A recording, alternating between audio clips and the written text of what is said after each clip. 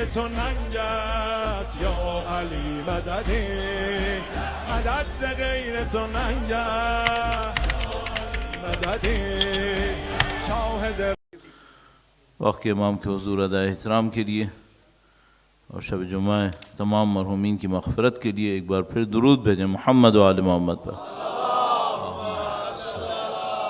محمد آل محمد فاتحہ بسم اللہ الرحمن الرحیم الحمد للہ رب العالمین الرحمن الرحیم مالک یوم الدین ایاک نعبد و ایاک نستعین اهدنا الصراط المستقیم صراط الذین انعمت علیہم غیر المغضوب علیہم ولا الضالین بار دیگر درود بھیجے گا محمد و آل محمد اللہم صلی علی محمد آل محمد وعجل فرجهم اعوذ باللہ من الشیطان الرجیم بسم اللہ الرحمن الرحیم الحمد للہ رب العالمین والصلاة والسلام على سید الانبیاء والمرسلین حبیب الہ العالمین ابی القاسم محمد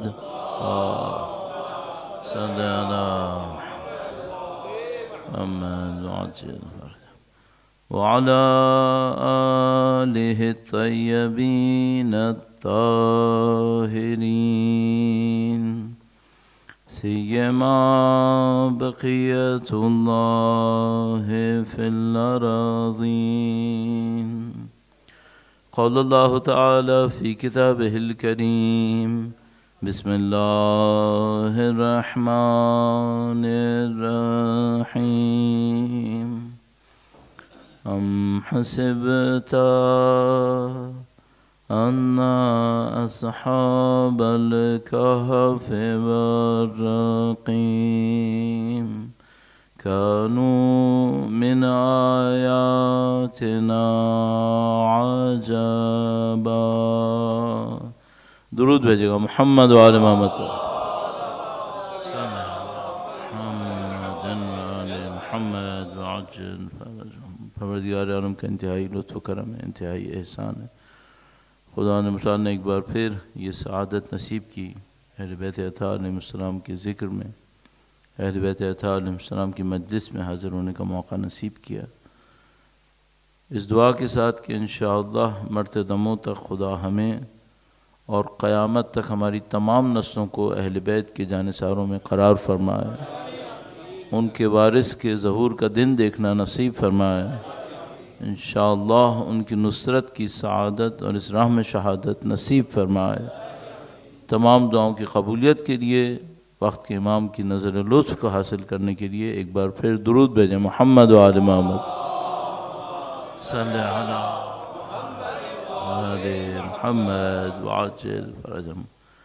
خدا نے متعال کا احسان ہے کہ اس نے ہمیں زندگی میں یہ سعادت نصیب کی ہے کہ اہل بیت اطہار علیہ السلام کا ذکر کریں، چونکہ اس سلسلے کی بس یہاں پہ یہ ایک ہی مجلس ہے اور ایک مجلس کے اندر بہت ساری چیزیں ہوتی ہیں جو کہنے کے لیے ہوتی ہیں، تو میں مقدمات میں آپ کا وقت نہیں گزرواؤں گا، میں چاہوں گا کہ بالکل براہ راست اس موضوع کے اوپر آ جاؤں کہ جو مجھے آپ کی خدمت میں عرض کرنا ہے۔ لیکن ہمارا طریقہ یہ ہے کہ ہم جہاں کہیں بھی پہلی دفعہ مجلس پڑھنے کی سعادت حاصل کرتے ہیں وہاں تھوڑے سے نکات، کچھ نکات اپنے کام کے طریقہ کار کے بارے میں عرض کرتے ہیں۔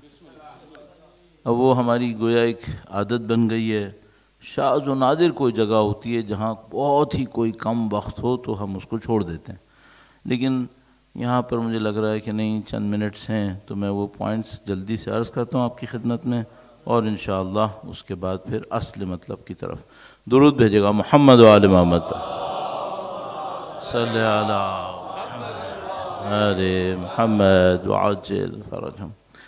آپ میں سے بعض دوست احباب شاید کبھی ہمیں کہیں سن چکے ہوں گے شاید، اور اکثر دوست احباب نے نہیں سنا ہوگا، اکثر یہاں پہ جو حاضرین تشریف فرمائے انہوں نے نہیں سنا ہوگا۔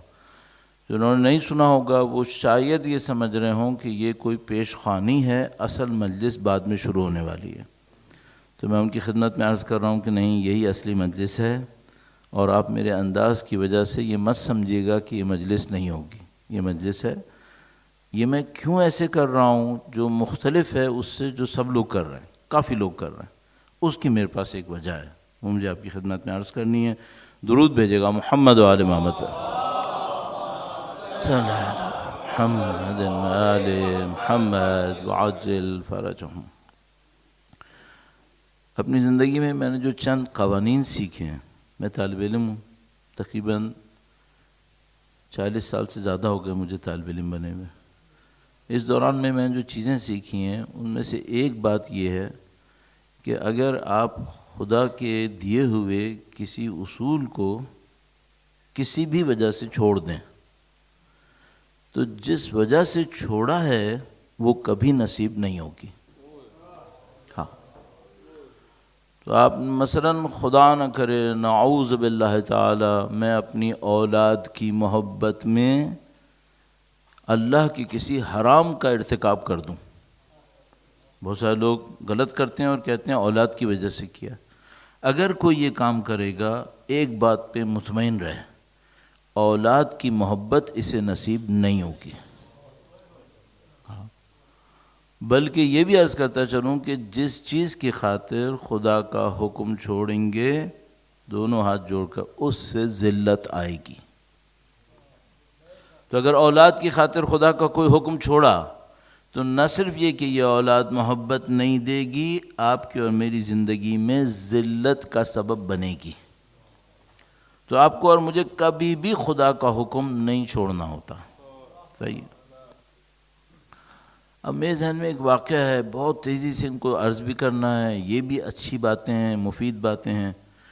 مثلا اللہ کے نبی نے جب مسجد نبوی تیار کی، تعمیر کی، تو حضرت سلمان فارسی سے کہا کہ تم اذان دو۔ حضرت بلال حبشی سے کہا تم اذان دو۔ اچھا، اب یہاں پر مثال کے طور پر فرض کر لیجئے یہاں پہ ایک کمیونٹی ہے اور یہاں پہ زیادہ تر لوگ پنجابی زبان سمجھتے ہیں، تو اعلان کرنے کے لیے کون سا بندہ ڈھونڈا جائے گا؟ جو پنجابی زبان جانتا ہو یا جو فرینچ جانتا ہو؟ اگر کوئی جگہ ہوئی جہاں پہ مثال کے طور پہ سب بڑے بڑے اردو سمجھنے والے اردو دان بیٹھے ہیں تو وہاں پہ آپ کو ایک ایسا بندہ اعلان کے لیے لانا پڑے گا جس کی اردو زبان اچھی ہو۔ اللہ کے نبی نے اعلان کروانا تھا اور بندہ وہ لے کر آئے جس کو شین بولنا نہیں آتا تھا۔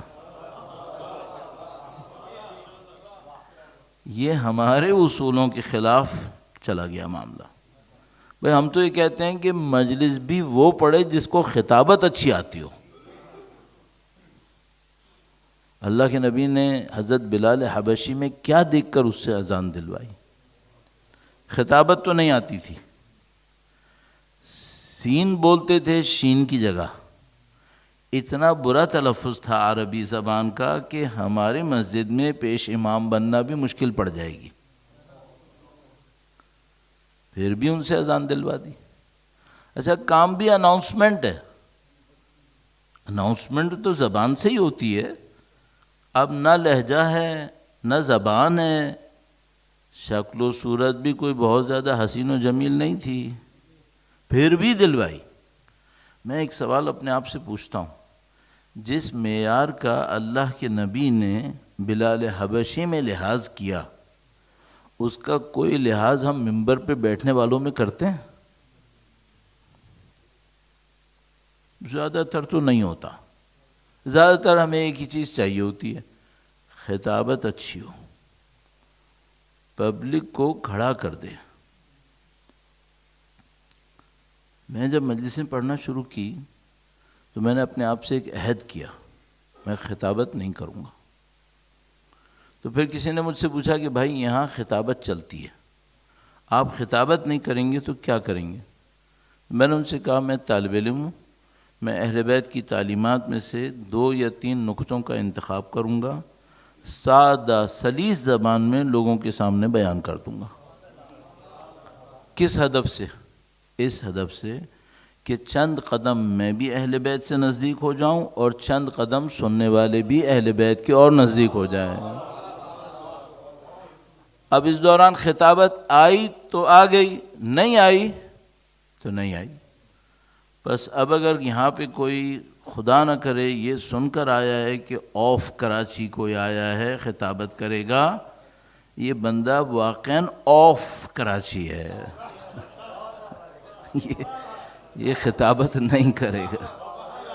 آپ اپنی سلامتی کے لیے درود بھیجیں، محمد و آل محمد، صلی علی محمد و آل محمد وعجل فرج۔ تو خطابت تو ہم نے نہ کرنی تھی، نہ کریں گے۔ جو کریں گے وہ کیا کریں گے؟ اہل بیت کی تعلیمات میں سے چند نکات بیان کریں گے۔ مقصد کیا ہے؟ بعض اوقات ہم لوگ دین بیان کرتے ہیں، ایسا دین بیان کرتے ہیں جس پر عمل کرنے کے لیے مریخ پہ جانا پڑے گا۔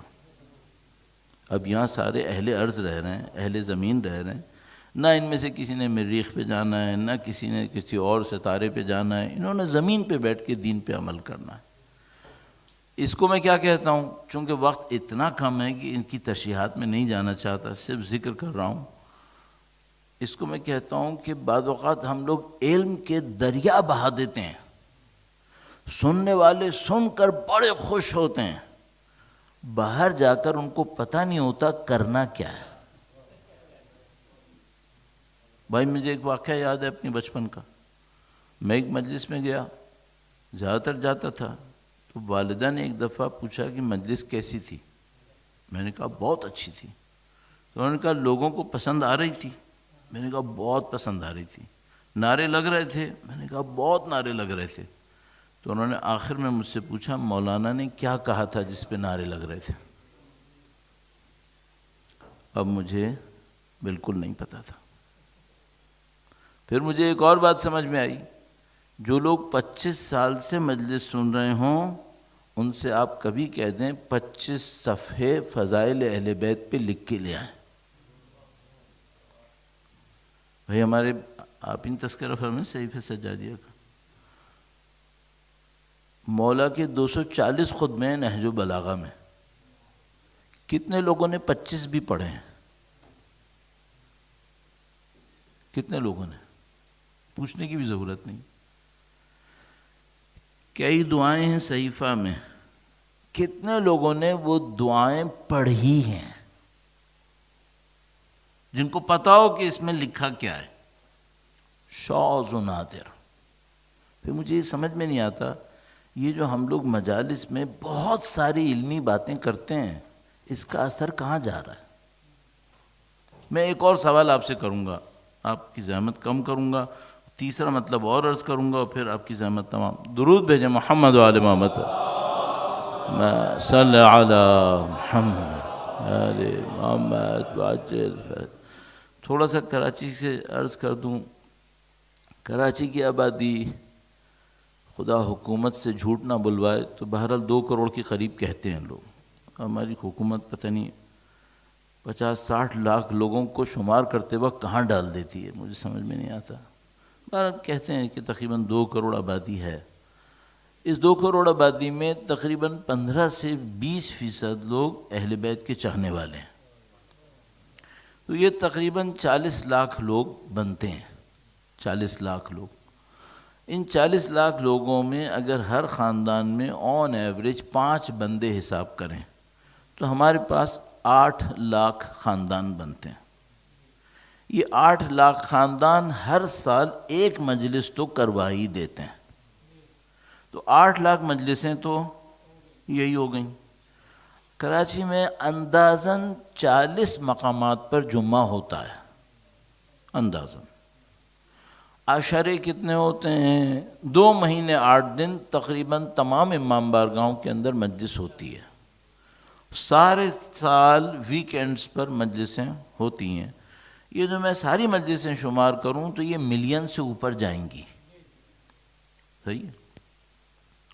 یہ تو چلو کراچی ہو گیا. کیا ایسا ہے کہ بریڈ فورڈ میں مجلسیں 25 سال پہلے کے مقابلے میں کم ہوئی ہیں؟ امام بارگاہیں بڑھ رہی ہیں، مسجدیں بڑھ رہی ہیں، مجلسیں بڑھ رہی ہیں، قرآن چھپ رہے ہیں، مفاتی چھپ رہی ہے، سب کچھ چھپ رہا ہے، سب کچھ ہو رہا ہے. اب ذرا دل پہ ہاتھ رکھ کے میں کہیں پہ سوال کرتا ہوں، بعض اوقات کچھ لوگ غصے میں آ جاتے ہیں. تو جن کے اندر غصہ تھوڑا زیادہ ہے، میں پہلے سے ہی ایڈوائز کروں گا آدھا گلاس پانی پی لیں. صحیح ہے. میں آپ سے ایک بات پوچھوں گا، اس سب کے ساتھ سچ بڑھ رہا ہے یا جھوٹ بڑھ رہا ہے؟ دلوں کی محبتیں بڑھ رہی ہیں؟ مجھے بتاؤ دین جا کہاں رہا ہے؟ یہ جو ہم نے 10 لاکھ مجلسوں میں محنت کی، ایوریج ایک مجلس میں 50 پارٹیسپینٹ لے لوں نا، یہ 5 کروڑ گھنٹے بن جائیں گے آگے جا کے. ایک شہر میں 5 کروڑ گھنٹے یا 50 لاکھ گھنٹے بھی تبلیغ ہو رہی ہو اور وہاں نفرتیں بڑھ رہی ہوں. ہو کیا رہا ہے؟ ایک وجہ ہے، ہم علم بڑھا رہے ہیں، عمل نہیں بڑھا رہے. علم بڑھ رہا ہوگا اس کا بھی ڈاؤٹ ہے مجھے ڈاؤٹ ہے کہ علم بھی بڑھ رہا ہے یا نہیں بڑھ رہا. بقول بھائی کے کہ مثلا اگر یہی پوچھ لو کہ ایک لائن صحیفہ سجادیہ سے پڑھ، انہوں نے تو کسی بچے سے پوچھا تھا، بزرگوں سے پوچھ لو. مشکل میں پھنس جائیں گے ہم لوگ. تو اس کا مطلب کیا ہے؟ اس کا مطلب یہ ہے کہ ہم کچھ باتیں کر رہے ہیں مجالس کے اندر، شاید علم بڑھ رہا ہو. ایک بات طے شدہ ہے، عمل نہیں بڑھ رہا. عمل بڑھتا تو کچھ اور ہو رہا ہوتا. اب ہم نے دوسرا پوائنٹ یہ سوچا کہ ہم نے مجلس جب بھی پڑھنی ہے کوئی نہ کوئی عمل کی بات ضرور کرنی ہے. تو آپ یہاں سے باہر جانے سے پہلے آپ عمل کی کوئی بات اپنے ہاتھ میں لے کے جائیں گے انشاءاللہ تعالی. ایک تیسری بات میں اور عرض کروں گا اور موضوع کی طرف آتا ہوں. درود بھیجے گا محمد و آل محمد پر. صلی علی محمد و آل محمد وعجل فرجهم. میرے بہت سارے دوست احباب ہیں میری طرح بولنے والے، وہ جب مجلس پڑھتے ہیں تو ایسی قوموں کو سنانے کی کوشش کرتے ہیں جو یہاں نہیں آتے. ان کے اوپر بہت محنت کرتے ہیں جو نہ یہاں آتے ہیں نہ یہاں جو کچھ بولا جاتا ہے اس کو سنتے ہیں. ان پہ بہت محنت کرتے ہیں، اور جو یہاں بیٹھے ہوتے ہیں ان کے کام کی کوئی بات نہیں کرتے. اس کا ایک نقصان ہو گیا. جس کے لیے ہم کہتے ہیں وہ سنتا نہیں ہے، اور جو سننے کے لیے بیٹھا ہے اس کے کام کی کوئی بات ہم. تو پھر نتیجہ وہ ہے جو میں نے دوسرے پوائنٹ میں بتایا تھا. پھر میں نے اپنے لیے ایک بات طے کی.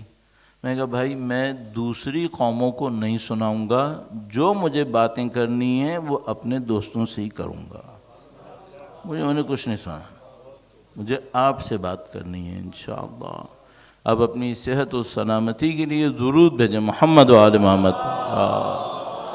صلی علی محمد و آل محمد وعجل فرجهم. اب اصلی بات کی طرف آتا ہوں تاکہ مزید آپ کو وقت نہ لگے.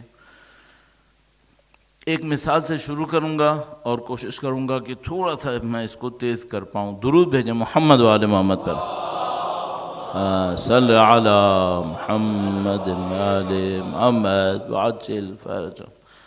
بعض اوقات کوئی ہم سے پوچھتا ہے، وہ کہتا ہے مولانا میں کیا کروں کہ میرا بیٹا بچہ امام کے لشکر میں شامل ہو جائے. اجے یہ سوال کرتے ہیں یا نہیں کرتے؟ بہت کرتے ہیں. 40 سال پہلے اتنا ذکر نہیں تھا. اگر کسی کو نہ یاد ہو تو میں بتا رہا ہوں. 40 سال پہلے میں کراچی میں ایک شیعہ آبادی میں رہا کرتا تھا ایران جانے سے پہلے. میں آپ کو گارنٹی سے بتا رہا ہوں 40 سال پہلے اس آبادی کے لوگوں کو دعائے سلامتی امام زمانہ نہیں آتی تھی. یہ میں آپ کو بتا رہا ہوں، 1984 کی بات بتا رہا ہوں. ظاہر ہے یہاں جو بہت سارے بچے بیٹھے ہیں وہ 84 میں پیدا نہیں ہوئے ہوں گے، لیکن 84 کی بات میں آپ کو بتا رہا ہوں. دعائے سلامتی نہیں جانتے تھے. الہی عظم البلا سیکھے ہوئے چند سال گزرے تھے. دعائے ندبہ کراچی میں کہیں نہیں ہوتی تھی، میں عرض کر رہا ہوں آپ کی خدمت، اور میں شیعہ آبادی میں رہتا تھا. دعائے کمیل شروع ہوئے 3-4 سال ہوئے تھے. 84 میں ہمارا یہ عالم تھا. تو الحمدللہ ابھی تو بہت ترقی ہو گئی ہے، ابھی سب کو دعائیں کافی آ گئی ہیں. شب قدر کے اعمال میں مٹھی بھر لوگ آتے تھے، الحمدللہ ابھی تو بہت ترقی ہو گئی ہے، بہت توجہ ہو گئی ہے.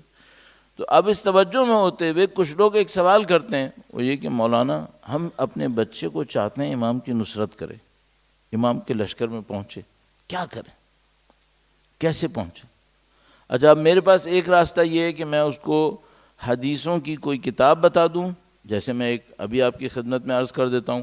بہت نفیس ایک کتاب تھی، عربی میں لکھی گئی تھی، اس کا نام تھا منتخب الاثر. اس کا اردو میں ترجمہ ہوا جمال منتظر.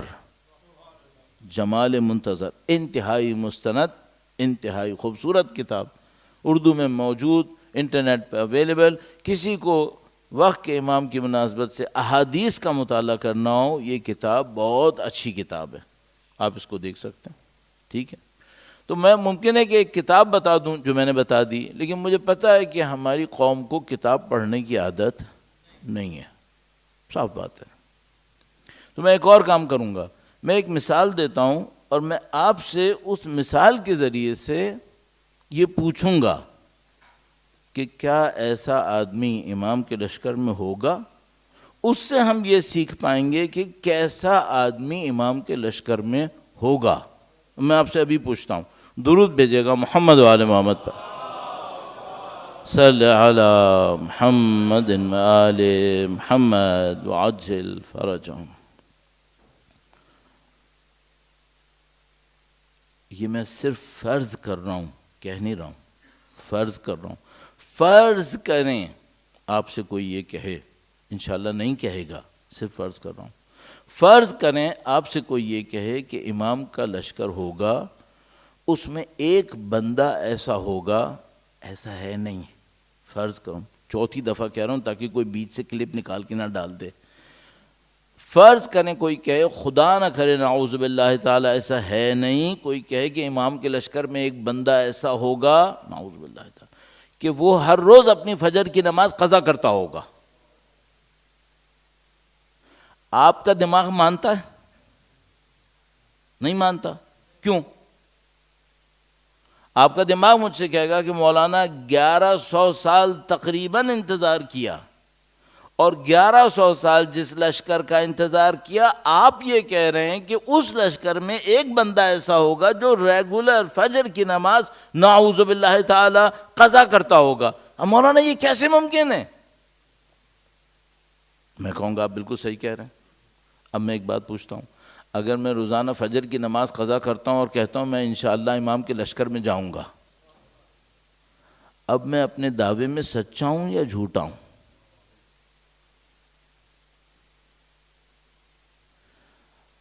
دعوے پچھلی قوموں نے ہم سے زیادہ یا ہمارے برابر کے کیے ہیں، اس سے معاملہ حل نہیں ہوتا. آپ کو دعویٰ کرنے کے ساتھ کوئی عمل ایسا کرنا ہوتا ہے جو آپ کا ذہن بھی کہہ رہا ہوتا ہے یہ بہت ضروری ہے، لیکن آپ کا ایک سہل پسند آسان طبیعت رکھنے والا ذہن یہ کہہ رہا ہوتا ہے اس کے بغیر بھی چل جائے گا. اور ابھی آپ نے خود قبول کیا کہ نہیں چلے گا، نہیں چلے گا. تو مجھے صرف یہ ایک بات بتا دینا، یہ اتنے % لوگ جو ہر روز صبح فجر کی نماز قضا کر رہے ہیں، یہ کس امید پہ کر رہے ہیں؟ کیسے چلے گا؟ ابھی خود آپ کا دماغ کہہ رہا ہے نہیں چلے گا. میں ایک اور عرض کرتا ہوں، اگر خدا نہ کرے نعوذ باللہ تعالی، صد نعوذ باللہ تعالی، کوئی مجھ سے یہ کہے نعوذ باللہ تعالی ایسا نہیں ہوگا، کوئی یہ کہے کہ امام کے لشکر میں ایک ایسا آدمی بھی ہوگا جو جب موقع لگے جھوٹ بول لیتا ہے، آپ مانیں گے؟ نہیں مانیں گے؟ تو اگر میں ایسا ہوں پھر، اور میں کہہ رہا ہوں کہ میں امام کے لشکر میں بھی جاؤں گا، تو میرے اس دعوے کے بارے میں کیا خیال ہے؟ آپ کہیں گے فضول کا دعویٰ ہے۔ اگر میں آپ سے کہوں بھی نا کہ میں نے ایک روایت پڑھی ہے نعوذ باللہ تعالی جس میں ایسا ہے، آپ کہیں گے مولانا آپ جیسے 50 علماء بھی ہم سے کہیں ہم نہیں مانیں گے۔ آپ صحیح کہہ رہے ہیں، آپ کبھی نہیں مانیے گا۔ امام کے لشکر میں ایسی غلط صفات کے لوگ ہو ہی نہیں سکتے۔ اب صرف اپنے آپ سے پوچھ لینا، میرے اندر تو کوئی ایسی غلط صفت نہیں ہے۔ میں آپ کے پاس صرف 50 منٹ کے لیے ہوں یہاں پہ، مجھے اس 50 منٹ میں کوئی ایسی بات کہنی ہے جو آپ کو یہاں سے نکلنے کے بعد بھی یاد رہے۔ پہلی بات یہی تھی۔ آپ ایک کام کر سکتے ہیں، ویکینڈ آئے گا ابھی، 10 منٹ نکالیں، اپنا ایک انالیسس کریں، اپنے آپ سے ایک سوال پوچھیں۔ اس کو میں آپ کی خدمت میں جرأت کر کے عرض کر رہا ہوں، میں معذرت چاہتا ہوں اگر میری باتیں واقعاً طبیعت کے لیے بھاری گزرتی ہوں، لیکن میرا کام ہی یہی ہے، میں اور کوئی کام نہیں کر سکتا ہوں۔ میں دین کے جس حصے کو خطرے میں دیکھوں گا اسے بچانے کی کوشش کروں گا۔ درود بھیجیں محمد و آل محمد پر، صلی علی محمد و آل محمد وعجل فرج۔ سادہ سا ایک کام کیجیے گا، میں بھی یہ کام کروں گا انشاءاللہ، خدا مجھے توفیق نصیب کرے۔ کہیں پہ بیٹھوں 10 منٹ کے لیے اپنا انالیسس کروں اور اپنے آپ سے ایک سوال پوچھوں، للہ باللہ اپنے آپ سے ایک سوال پوچھوں، جیسا انسان میں ہوں یہ لشکر امام میں جائے گا یا نہیں جائے گا؟ یہ سوال پوچھنا چاہیے یا نہیں پوچھنا چاہیے؟ اگر لشکر امام میں جانا اہم نہیں ہے تو پھر زندگی کا کوئی فائدہ نہیں ہے، بیکار ہے۔ تو قطعاً اپنے آپ سے ایک سوال پوچھنا چاہیے، جیسا کہ میں انسان ہوں ایسی ہی حالت میں کیا میں لشکر میں جاؤں گا؟ اگر آپ کو ڈاؤٹ لگے پتہ نہیں یہ سوال کیا جواب کیا ہے، تو آپ ایسا کر لو، اپنا انالیسس کر لو، اپنی اچھائیاں لکھ لو، اپنی برائیاں نعوذ باللہ اگر کوئی ہے وہ لکھ لو، ان برائیوں کو دیکھتے ہوئے بولو اگر مجھے کوئی مولوی کہتا ایسی برائیوں والا امام کے لشکر میں تھا، مانتا میں یا نہیں مانتا؟ اپنا فیصلہ خود کر لو۔ ظہور کا انتظار کیوں کر رہے ہو؟ فیصلہ پہلے سے کر لو نا۔ ظہور پہ سیکنڈ چانس نہیں ہوگا پھر۔ اس سے پہلے کہ امام فیصلہ کریں کہ لشکر میں جانا ہے اس بندے نے یا نہیں جانا ہے، اپنا فیصلہ خود کرو تاکہ صحیح کرنے کا موقع مل جائے ہمیں۔ پھر کیا کروں؟ خدا نہ کرے اگر مجھے پتا چلے میرے اندر 5 ایسی مشکلات ہیں جو رکاوٹ بن سکتی ہیں، میں کہوں گا بھائی خدا تمہیں عمر دے، مجھے نہیں پتا میری کتنی باقی ہے، 1 سال میں 1 برائی ختم کر لو، بس 1 برائی پکڑ لو، اگر کوئی ہے اسے پکڑ لو، کہ میں 1 سال محنت کروں گا اس برائی کو ختم کروں گا جو میرے اور لشکر امام میں رکاوٹ بنی ہوئی ہے۔ یہ کام کر لو۔ اب اپنی ایمان کی سلامتی کے لیے، مزید ترقی کے لیے درود بھیجیں محمد و آل محمد، صلی علی محمد آل محمد وعجل فرج۔ بھائی امام سے نزدیک ہونا تھا نا، یہ طریقہ ہے، یہ راستہ ہے۔ اچھا اور کوئی کسی کے ذہن میں کچھ اور آ رہا ہے نا، وہ بھی میں عرض کر دیتا ہوں، ایک بات عرض کرتا ہوں، ایک واقعہ عرض کرتا ہوں، کہانی نہیں ہے، واقعہ ہے۔ پاکستان سے باہر میں ایک جگہ گیا، بتانے کی ضرورت کیا کہ کہاں پر، ایک جگہ پہ گیا، وہاں پہ ایک بندہ ملا، یہ واقعہ میں بہت عرض کر چکا ہوں، ایک بندہ ملا، اس کے پاس بہت پیسہ تھا، بہت پیسہ تھا سینٹر کا، اپنا تو ہوگا ہی ہوگا، سینٹر کا پیسہ بھی اس کے پاس بہت تھا، ٹھیک ہے، وہ اس سینٹر کا پریزیڈنٹ تھا، ٹھیک ہے، اور اس پیسے کو وہ میرے حساب میں کہیں خرچ نہیں کرتا تھا۔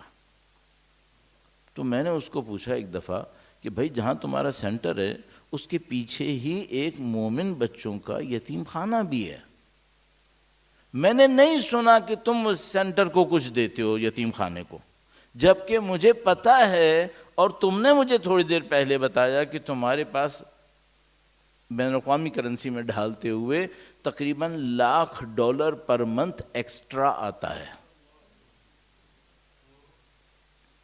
اس نے خود بولا تھا کہ $1,00,000 پر منتھ مجھے ریسورسز سے سینٹر کو ملتا ہے، خرچہ نہ ہونے کے برابر۔ تو میں نے کہا تم ان کو کیوں نہیں دے دیتے؟ ممبر پہ بیٹھا ہوا ہوں، اس نے مجھے کہا مولانا میں کسی کو نہیں دوں گا، میں بینکوں میں رکھ رہا ہوں، جب امام آئیں گے تب دوں گا۔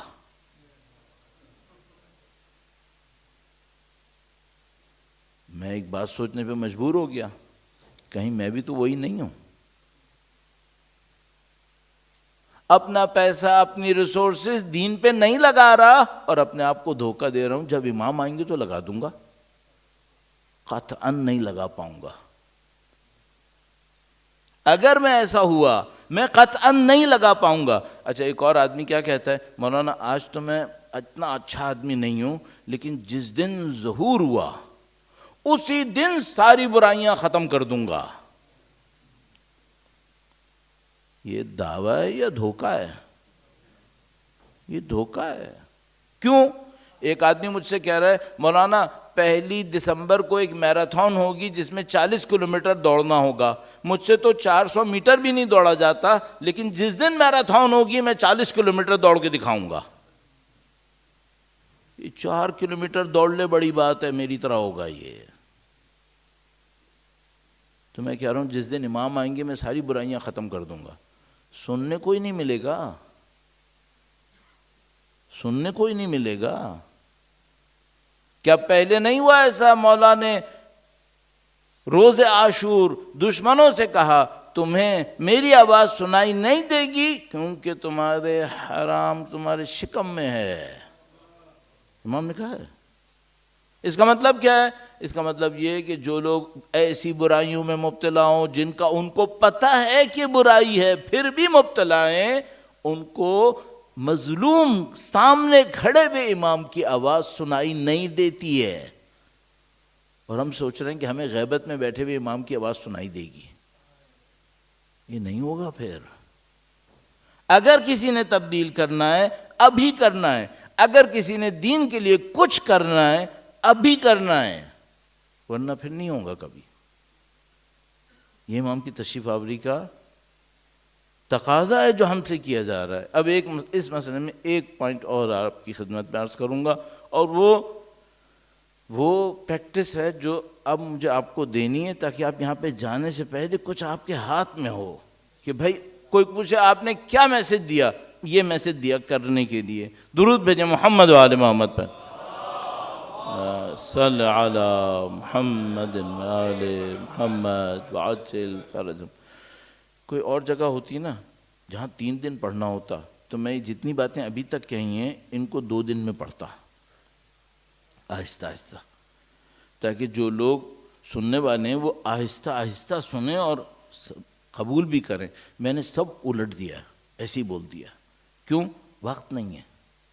اور میں ایک بات بتاؤں، مجھے نہیں پتا میری زندگی میں سے کیا بچا، مجھے نہیں پتا امام کی تشریف آوری سے پہلے کتنا وقت ہے۔ اب بھی کوئی یہ کہنا میں تھوڑا دیر کر لیتا ہوں، صحیح نہیں ہے، فائدہ نہیں ہے، نقصان اٹھائیں گے۔ اب دیر کا ٹائم نہیں ہے، اب جو کرنا ہے نا کر لو۔ کیوں؟ موت کا تو کسی کو بھی نہیں پتا نا کب ہو۔ میں کیا گارنٹی سے کہہ سکتا ہوں آج رات زندہ ہوں؟ کیا میں کہہ سکتا ہوں؟ نہیں کہہ سکتا۔ تو یہ کیسے مطمئن ہو جاؤں کہ کچھ نہ کروں ہو جائے گا؟ کیسے ہو جائے گا؟ کچھ کرنا ہوگا۔ اب مجھے آپ کی خدمت میں ایک پریکٹیکل پوائنٹ عرض کرنا ہے۔ جو دوست احباب سن لیتے ہیں اور بعض اوقات یاد بھی رکھ لیتے ہیں، میرے خیال میں ایک جگہ جہاں میں جاؤں اور مجھ سے کوئی کہے مولانا ثواب کے علاوہ رزلٹ کوئی نکلا ثواب کے علاوہ، تو میں یہ سمجھتا ہوں اگر 20% لوگوں نے کوئی چیز سیکھ لی کافی ہے، کافی ہے۔ 80%، 70%، 50% میں گیا اس بات سے، میں نہیں کر سکتا۔ 20% لوگ سیکھ لیں کافی ہے، بہت ہے۔ اب مجھے ایک پوائنٹ کہنا ہے، وہ 20% جو سیکھنے والے ہوتے ہیں ان کی خدمت میں عرض کر رہا ہوں، خدا کا واسطہ اس کو ضرور سن لینا اور سیکھنے کی کوشش کر لینا، فائدہ ہوگا انشاءاللہ۔ درود بھیجیں محمد و آل محمد پر، صلی علی محمد و آل محمد وعجل فرجہم۔ ایک دفعہ میں ایک جگہ مجلس پڑھنے گیا، مجلس کے بعد نظر نیاز تھی۔ یہ واقعہ میں نے پتہ نہیں کتنی دفعہ لوگوں کو سنایا تاکہ مجھے بھی یاد رہے، میں بھول نہ جاؤں کہیں، اور میرے پاس زیادہ علم ہے بھی نہیں، میں تکرار کرتا ہوں چیزوں کو۔ میں ایک دفعہ ایک جگہ پہ گیا مجلس پڑھنے کے لیے، وہاں نظر نیاز ہو رہی تھی، میں نیاز کے لیے بیٹھا ہوا تھا، ایک آدمی میرے پاس آیا، وہ جگہ ایئرپورٹ کے نزدیک تھی، رات کا وقت تھا۔ اس نے کہا مولانا، وہ آیا میرے پاس پورا نہیں بیٹھا، جیسے یوں آدھا بیٹھا آدھا کھڑا ہوا، اس کو کہتے ہیں تجافی۔ ہمیں دنیا میں ایسے ہونا ہے جیسے جب چاہیں کھڑے ہو جائیں چلے جائیں، اس کو کہتے ہیں تجافی۔ وہ آیا اس طرح بیٹھا، اس نے کہا مولانا مجھے ایک سوال کرنا ہے، کسی نے پوچھوایا ہے، فوراً جواب دیجیے گا، مجھے ایئرپورٹ پہ شفٹ لگی ہوئی ہے، مجھے وہاں جانا ہے، تو آپ مجھے فوراً جواب دیجیے گا، مجھے دیر ہو رہی ہے۔ میں نے کہا بسم اللہ۔ اس نے کہا مولانا جلدی سے بتائیے گا معرفت امام کیا ہوتی ہے؟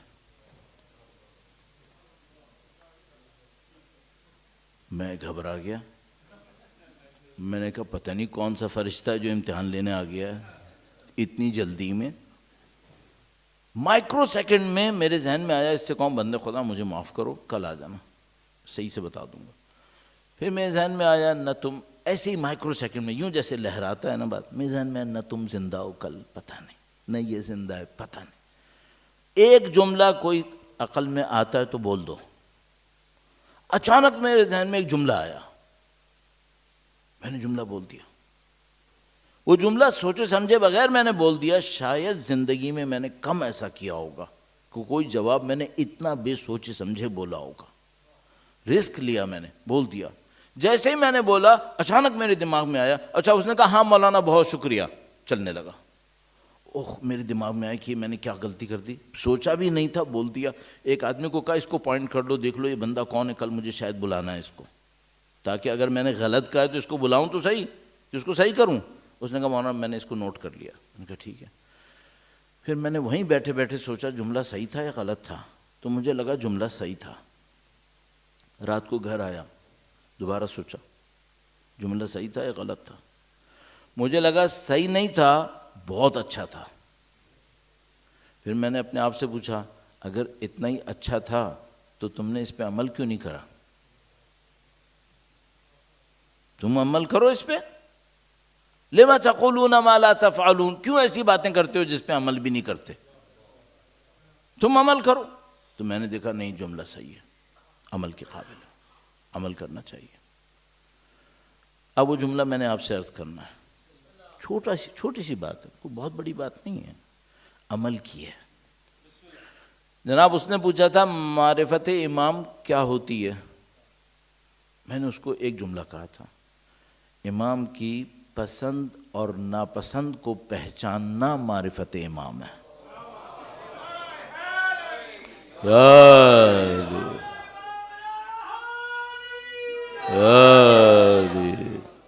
جو امام کو پسند ہے وہ تمہیں پتہ ہو، جو امام کو پسند نہیں ہے وہ تمہیں پتہ ہو۔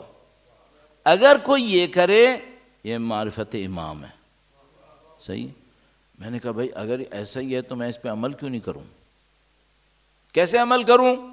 اب وہ بات جو عمل کی ہے، ایک سادہ سا کام کر لو۔ آپ دیکھو، کچھ آپ میرے بچوں کی عمر کے ہو، کچھ لوگ میرے بھائی کی عمر کے ہو، کچھ میرے بڑے بھائی کی عمر کے ہو گئے، صحیح ہے، شاید ہی کوئی بزرگ ہو جو میرے والد کی عمر کا ہوگا۔ سب کے لیے مخلص ہو کر ایک جملہ کہہ رہا ہوں، اللہ کے سامنے جواب دوں گا میں، ٹھیک ہے، اتنے لوگوں کا میں اتنا ٹائم کیوں ضائع کروں گا، ایک جملہ عرض کروں گا۔ آپ نے زندگی میں کوئی بھی کام کرنا ہے، جو بھی کرنا ہے، اس بندے سے دوستی کرنی ہے، اس کے ساتھ بیٹھنا ہے، اس سے لڑنا ہے، ٹی وی پہ یہ دیکھنا ہے، موبائل پہ یہ دیکھنا ہے، یہ کتاب پڑھنی ہے، یہ تصویر دیکھنی ہے، جو بھی کام کرنا ہو، اپنے آپ سے ایک سوال پوچھو، امام اس پہ خوش ہوں گے؟ بس جو مرضی کرنا ہے کرو، ایک سوال اپنے آپ سے پوچھتے رہو، امام اس پہ خوش ہوں گے؟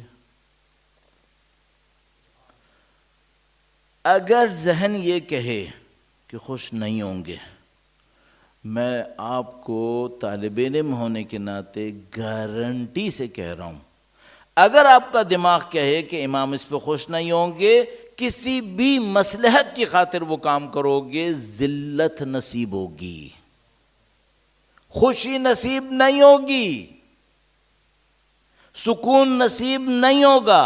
جو بچے گناہ کر رہے ہوتے ہیں نا، وہ سوچتے ہیں اس کو کر لو تھوڑا سا مزہ آئے گا، بخدا مزہ نہیں آئے گا۔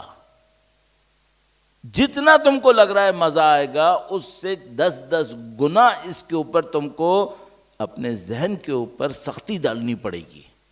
یہ نظام ہے خدا کا۔ کیوں؟ جن کو اچھا نہیں لگ رہا وہ قطب عالم ہیں، اللہ کی نعمتیں ان کے ذریعے سے برستی ہیں۔ اگر ان کو اچھا نہیں لگ رہا، تمہیں کبھی خوبی نہیں ملے گی، کبھی خوشی نہیں ملے گی۔ میں اپنے آپ سے کہوں بس میں نماز نہیں پڑھوں گا فجر کی، کیوں؟ میری نیند خراب ہوتی ہے۔ خدا امام کو ناراض کر کے تمہیں 8 گھنٹے بھی سو لو تو سکون نہیں ملے گا، خدا ممبر پہ بیٹھ کے کہہ رہا ہوں۔ خوشی ان کے ہاتھ میں ہے، برکت ان کے ہاتھ میں ہے۔ ان کی ناراضگی جس چیز میں ہو اس میں برکت کیسے آ سکتی ہے؟ کوئی بندہ کہے مولانا میں تھوڑا سا ہی غلط کام کروں گا، مجھے اصل میں پیسہ چاہیے، تو اس پیسے کو لینے کے لیے میں تھوڑا سا غلط کروں گا۔ میں تم کو بخدا کہہ رہا ہوں، امام خوش نہیں ہوئے، تمہیں جو پیسہ ملے گا تمہیں اور فقیر کرے گا۔ اور اگر امام کی خوشی کی خاطر کوئی چیز چھوڑ دی تو کیا ہوگا؟ تجربے سے عرض کر رہا ہوں، تھوڑا سا اگر امام کی خوشی کی خاطر میں نے اپنی کوئی پسندیدہ چیز چھوڑ دی، خدا شاہد ہے، امام اس چیز کو یا اس سے بہتر چیز کو میرے قدموں میں لا کے ڈال دیں گے، قدموں میں لا کے ڈال دیں گے۔ ان امام کی عظمت پر درود بھیجیں، محمد و آل محمد، صلی علی محمد۔ مجھ سے کوئی بچہ کہے میں فلاں گناہ کرتا ہوں چونکہ مجھے مزہ لینا ہے، میں اس سے کہوں گا بیٹا یہ گناہ مت کرو، اپنے امام پہ اعتماد کرو، تم کو ایسا مزہ ملنے والا ہے جس کا تم نے نہیں سوچا ہے۔ دینے والے وہ ہیں، تم تو چھین بھی نہیں سکتے، تو بلا وجہ میں یہ حماقت کیوں کر رہے ہو؟ اپنے ہاتھ سے اپنے پاؤں پہ کیوں کلاڑی مار رہے ہو؟ مت مارو۔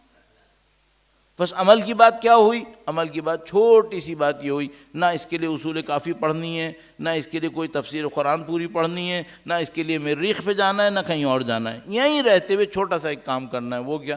جب بھی کوئی کام کرنے لگو اپنے آپ سے ایک بات پوچھنا، اس پہ امام خوش ہوں گے؟ اب میں تھوڑی سی ایک کمی کرتا ہوں ایک جگہ پہ، سوال اس کی جگہ ایک اور کر لو، کہو اس پہ امام ناراض تو نہیں ہوں گے؟ یہ تھوڑا سا میں نے کم کر لیا۔ اگر وہ سوال کروں نا اس پہ امام خوش ہوں گے یا نہیں ہوں گے، تو وہ ساری چیزیں نکل جائیں گی جو نیوٹرل ہوں گی، خوش تو نہیں ہوں گے، ناراض بھی نہیں ہوں گے۔ تو میں کہہ رہا ہوں آسانی کے لیے یہ سوال کر لو، اس پہ امام ناراض تو نہیں ہوں گے؟ اگر تمہیں لگے ناراض ہوں گے، کبھی مت کرنا، کبھی مت کرنا۔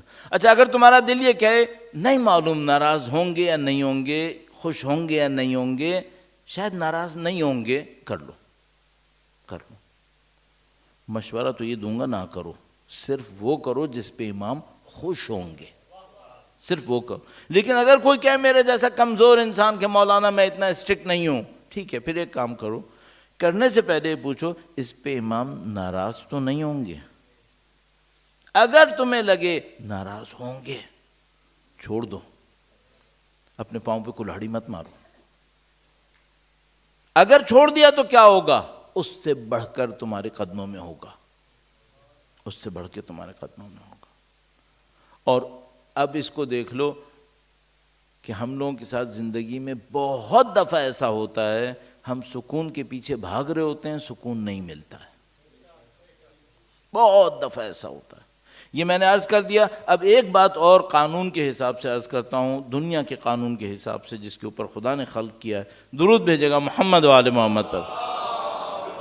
صلی علی محمد آل محمد وعجل فرج. دیکھو بھائی، آپ سے میرا کوئی رشتہ سوائے ایمان کے نہیں ہے، صحیح؟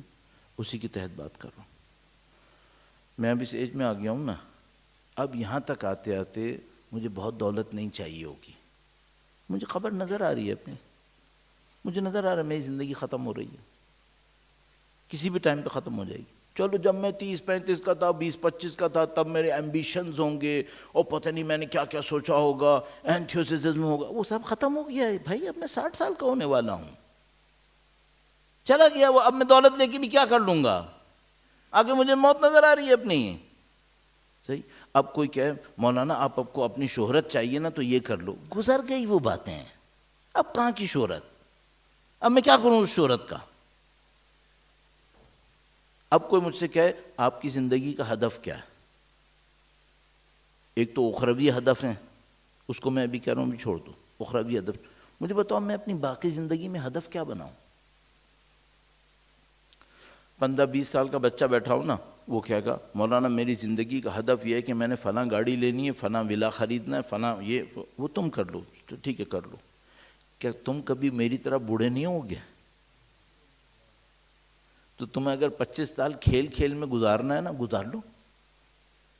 آؤ گے تم بھی یہیں پہ. کہاں آؤ گے؟ دولت ہدف نہیں بن سکتی، نہیں بن سکتی. شہرت ہدف نہیں بن سکتی. کیوں؟ میں نے بڑے بڑے دولت مندوں کو ذلیل ہوتے دیکھا ہے. تم نے نہیں دیکھا کیا؟ دیکھا. بڑے بڑے طاقتوروں کو تنہائیوں میں رگڑ رگڑ کے مرتے دیکھا ہے. نہیں دیکھا کیا؟ دیکھا ہے. اب میں کہوں مجھے طاقت چاہیے، اس طاقت کے رکھنے والوں کو ذلیل ہوتے دیکھا ہے میں نے، تنہائیوں میں مرتے دیکھا ہے. کیا مجھے وہ انجام اچھا لگا کیا؟ نہیں. تو میں اپنے آپ سے پوچھتا ہوں اب تمہاری زندگی میں بچا کیا؟ کیا چاہیے؟ یہ سوال آپ 25 سال کی عمر میں بھی کر لو، بہت اچھا ہے. ایک جواب دوں گا، یقین مانو، دل سے عرض کر رہا ہوں آپ سے. ایک چیز مجھے چاہیے. وہ کیا؟ مجھے کچھ لوگ چاہیے ہوں جن کو میں دل سے چاہتا ہوں اور وہ مجھے دل سے چاہتے ہوں. ایک لمحے میں مجھے سکون چاہیے. اور مجھے پتہ ہے دولتوں سے سکون نہیں ملتا ہے، شہرتوں سے سکون نہیں ملتا ہے. سکون کس سے ملتا ہے؟ سکون چاہنے والے لوگوں سے ملتا ہے. اچھا جب ہم لوگ طاقتور ہوتے ہیں نا تو ایسے لوگوں کو اپنے پاس سے بھگا چکے ہوتے ہیں. جب ہم کمزور ہوتے ہیں تو وہ ہمارے نزدیک نہیں آتے، پھر ہمیں تنہائی میں مرنا ہوتا ہے. میں اتنا احمق نہیں بننا چاہتا، میں اپنے آپ کو اتنا پاگل نہیں دیکھنا چاہتا. تو میں کیا چاہتا ہوں؟ میں چاہتا ہوں کہ میری زندگی میں کچھ لوگ ایسے ہوں جن کو میں دل سے چاہتا ہوں، اور کچھ لوگ میری زندگی میں ایسے ہوں میرے اطراف میں جو مجھے دل سے چاہتے ہوں. اس میں سکون ہے، اس میں سکون ہے. اب مجھے کوئی نسخہ یہ بتا دے کہ یہ ہوتا کیسے ہے. اگر کوئی مجھ سے کہنا مولانا دولت کیسے ملتی ہے تو میں کہوں گا بھائی کسی فائنینشیل کنسلٹنٹ کے پاس چلے جاؤ، میں نہیں بتا سکتا. البتہ میں بتا سکتا ہوں، مجھے پتا ہے. اگر کوئی مجھ سے کہے مولانا طاقت کیسے ملتی ہے تو میں کہوں گا بھائی ایسا کرو کسی پولیٹیشین کے پاس چلے جاؤ، وہ تمہیں بتا دے گا. میرے پاس بھی ایک نسخہ ہے، میں بتا سکتا ہوں. میں کہوں گا اس کی کوئی اہمیت نہیں ہے. اگر کوئی مجھ سے کہے مولانا یہ چاہنے والے لوگ کیسے ملتے ہیں، میں کہوں گا اب آؤ میں تم کو بتاتا ہوں، کیونکہ مجھے بھی یہی چاہیے، مجھے بھی یہی چاہیے. آپ مجھے بتاؤ، دیکھو بھائی آپ میں سے کچھ لوگ ہیں جو میری عمر سے زیادہ ہیں، کچھ لوگ ہیں جو میری عمر کے برابر ہیں. تنہائی میں مرنا اچھا لگتا ہے؟ اگر کوئی جوان یہاں بیٹھا ہو نا جو کہ مولانا مجھے پرواہ نہیں ہے میں مروں گا، میں کہوں گا نہیں تم بیوقوف ہو، ابھی تمہیں عقل نہیں آئی، ابھی نہیں مر سکتے تنہائی میں، بہت بری ہے. اور یہاں بڑا برا حشر ہے. پاکستان میں بھی بہت اچھا نہیں ہے، یہاں بہت برا حشر ہے. بچتے کیسے؟ ایک نسخہ عرض کروں گا. یہ نسخہ دولت میں بھی کام آتا ہے، طاقت میں بھی کام آتا ہے. اس میں کام لاؤ کوئی فائدہ نہیں ہوگا. اس میں کام لے آؤ سکون کیسے ملتا ہے. اس نسخے کو میں عرض کرتا ہوں، یہ میری زندگی کے چند نچوڑوں میں سے ایک نچوڑ ہے. اس کو میں نے سیکھا ہے اور سب روایتوں کے اوپر بیس کرتا ہے، سب روایتوں کے اوپر بیس کرتا ہے. اہل بیت کی روایتیں پڑھتے رہو، علم کھلتا رہے گا آپ کے سامنے. درود بھیجیں محمد و آل محمد پر. صلی علی محمد و آل محمد وعجل فرج. آپ سب سے میری ایک صرف درخواست ہے، اب تک میری باتیں اچھی نہ لگی ہوں نا، اس کو سن لینا، اس کو سن لینا. آپ کو زندگی میں جو چاہیے وہ تھوڑا تھوڑا پرخلوص انسانوں کو دینا شروع کر دو. خدا بڑھا بڑھا کر آپ کو واپس دلا دے گا.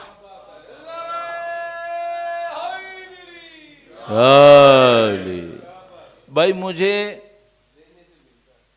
سکون چاہیے، تھوڑا سا سکون انسانوں کو دے دو. خدا کیا کرے گا؟ خدا بڑھا بڑھا کر وہ سکون تمہیں دلوائے گا. تمہیں نہیں بھاگنا پڑے گا.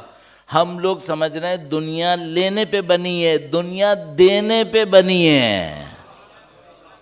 دنیا دینے پہ بنی ہے. کیا مطلب؟ اب میں اپنے بچپن کو یاد کرتا ہوں، جب میں پرائمری اسکول میں تھا اور تو وہاں پہ ہمیں ٹیچرز اوپر کتاب کاپی کی لائن لکھ دیا کرتے تھے، نیچے وہی لائنیں لکھ کر لاؤ، اور اس میں لکھا کرتے تھے جیسی کرنی جو بوگے. آپ کلاس اول پاس کر گئے. مشکل ہم مسلمانوں کے ساتھ یہ ہے کہ ہم نے بیعت اولا پاس نہیں کی، اسلام کے پی ایچ ڈی ہو گئے. پہلی بیعت تھی جھوٹ مت بولنا، خیانت مت کرنا، ہمسائے کا خیال کرنا، امانتوں کے اندر وعدہ خلافی میں اجتناب کرنا، وعدہ خلاف. ہم نے پہلی بیعت نہیں کی. پی ایچ ڈی ہے اسلام کے اندر. آپ کو زندگی میں سکون چاہیے، چھوٹا سا ایک کام کر لو، سکون دینا شروع کر دو. اچھا کوئی کہے مولانا آپ نے تو کہا سکون محبت کرنے والے، عزت چاہیے نہیں چاہیے؟ ہاں چاہیے، عزت چاہیے، صاف بات، عزت چاہیے، بے عزتی نہیں چاہیے. اللہ کے دین کی خاطر بے عزتی آ رہی ہو، ٹھیک ہے سہ لیں گے، کوئی بات نہیں. اللہ کے دین نے ساری زندگی عزت دلائی ہے، اگر اللہ کے دین کی خاطر 4 دن بے عزتی اٹھانی پڑی اٹھا لینا، کوئی مسئلہ نہیں. عزت چاہیے؟ ہاں چاہیے. چھوٹا سا ایک کام کرو، جس کو لوگ بلا وجہ میں عزت نہیں دے رہے جبکہ بیچارے کا حق تھا، تم اس کو عزت دے دو، تم اس کو عزت دے دو. اللہ ایسی عزتیں دلائے گا کہ بڑے بڑے تمہارے سامنے حیران کھڑے ہوں گے کہ ان کو عزت کہاں سے مل جاتی ہے. ہاں سکون چاہیے، سکون دو. عزت چاہیے، عزت دے دو. احترام چاہیے، احترام دے دو. دکھاوے کا دوں نہیں، بے لوس، بے لوس دو. صحیح ہے. اب مجھے خوشی چاہیے، سادہ سا کام کرو، لوگوں کو خوشیاں دے دو، بے لوس، بے لوس. علم چاہیے، علم دے دو، علم دے دو. تم چاہتے ہو خدا تمہاری رہنمائی کرے، جن کو رہنمائی کی ضرورت ہے انہیں بے لوس رہنمائی دے دو، خدا رہنمائی کرے گا. جو تمہیں چاہیے وہ دے دو. اب اس کا ایک ادھر کا مسئلہ بھی ہے. وہ کیا؟ اگر میں نے کوئی غلط چیز دی تو کیا ہوگا؟ وہ بھی بڑھ بڑھ کے پلٹ کے آئے گی. میں لوگوں کے ساتھ مکاری کروں تو کیا ہوگا؟ اللہ میرے اطراف میں مکاروں کو جمع کر دے گا. میں جھوٹ بولوں گا تو کیا ہوگا؟ جھوٹے میرے ساتھ کھڑے ہوں گے، بات بات پہ جھوٹ بولیں گے. مجھے سچے چاہیے تو کیا کروں؟ سچ بولو، خدا سچے دے دے گا. جو آپ کو زندگی میں چاہیے تھوڑا تھوڑا انسانوں کو دینا شروع کر دو. اگر یہاں پہ کوئی بیٹھا ہو کہ مولانا مجھے کچھ سمجھ میں نہیں آیا، کہاں سے شروع کروں؟ ایک جگہ میں بتا دیتا ہوں، دعا دینے سے شروع کرو. اجنبیوں کو دعا دو، اجنبیوں کو دعا دو، اپنے خاندان کو بھی دعا دو، والدین کو بھی دو. دعا کرو سب کے لیے، خدا دینا شروع کر دے گا. عزیزان محترم، یہ لب لباب ہو گیا. میں آپ کو زیادہ وقت نہ لوں، وقت اختتام پر ہے. یہ زندگی گزارنے کے طریقے ہیں جو انہوں نے ہمیں سکھائے. پر شروع سے جمع کروں تو میں نے کچھ باتیں آپ سے کی تھیں. ایک تو یہ 3 باتیں کی تھیں کہ میں مجلسیں کیوں اس طرح پڑھ رہا ہوں، کہ میں نے کہا میں خطابت نہیں کروں گا، پوائنٹس دوں گا. پوائنٹس میں نے دے دیے نہیں دیے؟ عمل کے تھے یا نہیں تھے؟ تو جو میں نے کہا تھا وہ میں نے کر لیا نا، الحمدللہ رب العالمین. 3 پوائنٹس کیا تھے؟ پھر یہ بات کی تھی کہ وقت کے امام کی نصرت کرنی ہے تو کیا کروں؟ اپنی اچھائیاں، اپنی برائیاں لکھ لو، اپنے آپ سے سوال کرو جس میں یہ برائیاں ہوں وہ لشکر میں جائے گا؟ ایک ایک کر کے وہ برائیاں صحیح کر لو. پھر یہ بات ہوئی کہ زندگی میں ہدف کیا رکھوں؟ میں نے کہا دولت رکھو، شہرت رکھو، طاقت رکھو، سب ذلیل کریں گی، کچھ نہیں ملنے والا. اگر تمہیں کچھ چاہیے سکون لے لو، خوشی لے لو، عزت لے لو. یہ کیسے ملتی ہے؟ دینے سے ملتی ہے. بے لوس دے دو. اسے مت دینا جس سے عزت لینی ہو، اسے مت دینا. اس کو دینا جس سے تمہیں لگے اس سے ملنے کا کوئی امکان نہیں، اسے بھی دے دو. ہاتھ جوڑ کے کہوں گا اپنے لیے کہوں گا، اگر میں کسی جگہ پہ کھڑا ہوں اور مجھے لگے کہ اس ہال کے اندر ایک بندہ ایسا ہے جس کا کوئی احترام نہیں کر رہا ہے بلا وجہ میں، کیونکہ اس کا پیسہ نہیں ہے، اس کے پاس یہ نہیں، مجھے چاہیے مجھے اس کا احترام کرنا ہے، مجھے اس کا احترام کرنا ہے. چونکہ مجھے اللہ سے احترام اس کا احترام کرنے پر ملے گا. اس کا احترام کر کے مجھے کیا ملے گا جس کا سب احترام کر رہے ہیں؟ میں نہیں کہہ رہا اس کی میں بے احترامی کروں گا، اس سے مجھے ملنا کچھ نہیں ہے. ملنا وہاں سے ہے جس کے پاس کچھ نہیں ہے. اب دینے والا خدا ہے. خدا نے آپ پہ بہت لطف کیا، آپ پہ بہت کرم کیا. میں اپنی بات میں ان باتوں کو کہنے میں اتنا مشغول ہوا. آج کی مناسبت ہے، آج کی مناسبت ایک ایسے امام کی شہادت ہے جس کے امام کے روضے پر شاید ہم سب لوگ جا چکے، شاید ہم سب جا چکے. مولا کا فرمان ہے الامام کالوالد شفیق، امام مہربان باپ کی طرح ہوتا ہے. آپ مشہد جاؤ نا تو اس باپ کی شفقت سمجھ میں آتی ہے. قریب الغرباء، غریبوں کا ساتھ دینے والے، معین الضعفاء والفقراء، ضعیفوں اور فقیروں کی مدد کرنے والے امام. لوگ دور سے گنبد دیکھتے ہیں، کہتے ہیں یا امام السلام علیکہ یا علی ابن موسیٰ رضا. لگتا ہے جیسے محبتیں نصیب ہو رہی ہیں، چاہتیں نصیب ہو رہی ہیں. آپ میں سے جو لوگ مولا کے روضے پہ جا چکے ہیں، میں ابھی اپنے ذہن میں یہی کر رہا ہوں. میں اپنے ذہن میں کیا کر رہا ہوں اس وقت؟ میں اپنے مولا کی زری کو سوچ رہا ہوں، یہ سوچ رہا ہوں شاید میں زری کے سامنے کھڑا ہوا ہوں امام کی محبتیں لینے کے لیے. ابھی مشہد میں نہیں ہیں، اگر مشہد میں ہوتے تو زری پہ جاتے اور جا کے مولا کی شہادت کی تسلیت ان کے والد گرامی کو پیش کرتے، ان کے فرزند کو پیش کرتے، ان کے وارث کی خدمت میں پیش کرتے. مشہد میں نہیں ہے، بہت دور ہیں، لیکن مولا واللہ دل آپ کی زری پر ہیں، دل آپ کے گنبد کو دیکھ رہے ہیں. ایسے ہی جیسے ہم زری کے سامنے سے گزر رہے ہوں اور مولا کو سلام کرتے ہوئے بڑھ رہے ہوں اور سرہانے پہنچے ہوں اور پھر الٹے قدم چل رہے ہوں اور مولا سے کہہ رہے ہوں السلام علیکم یا علی ابن موسیٰ رضا. سلام ہو مولا غریب الغرباء آپ پر، جن کی غربت تھی کہ بیٹا بھی باپ تک نہیں پہنچ پایا تھا.